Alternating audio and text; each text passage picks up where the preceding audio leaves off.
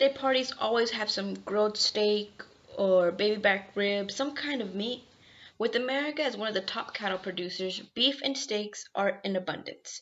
However, have you ever wondered the effects of so much red meat you're eating?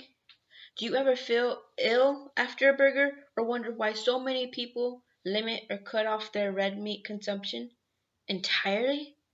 Today we'll discuss three main points for reducing one's consumption of red meats. First, we will start off with health factors as to why to reduce the amount of red meat consumption. Next, will discuss the recommended portion controls of red meat.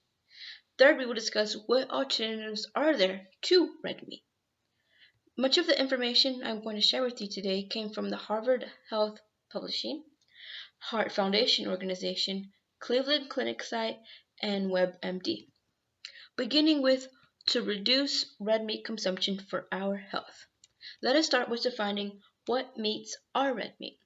For those who do not know, red meats are any meat muscle from a mammal, like beef, pork, and lamb, with beef being a popular favorite cooked in a variety of ways.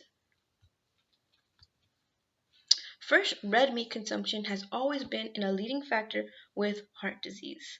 A quote from Sarah Lapp from Cleveland Clinic says, "Data has shown time and time again that red meat is linked with heart disease, and in turn increases risk for cardiovascular disease such as heart attacks and strokes." End quote.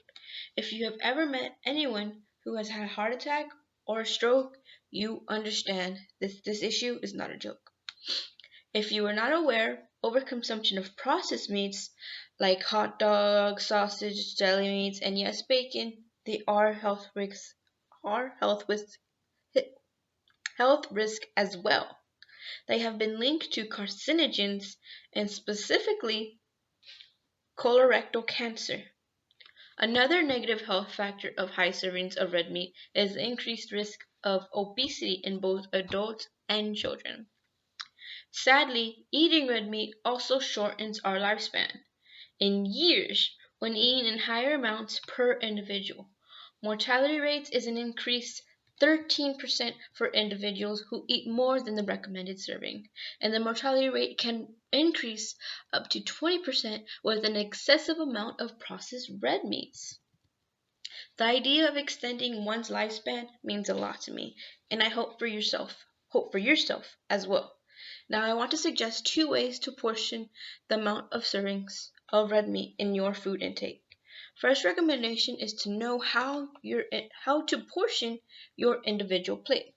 According to the Heart Foundation, using the size of your palm is a guide to know how much meat an individual should serve themselves. And a side note from the Heart Foundation is the meat should not be any thicker than the size of your palm. Okay?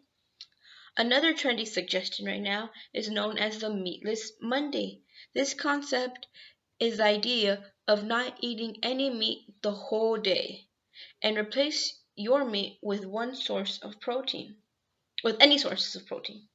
Really, it could be any day of the week, but that one day will improve your health.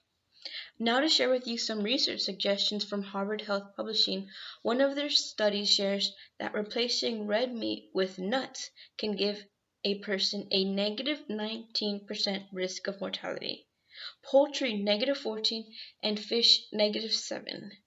Now this does not mean to go eat an excessive amount of nuts and poultry and fish, because you will get tired of these and run off to red meat again.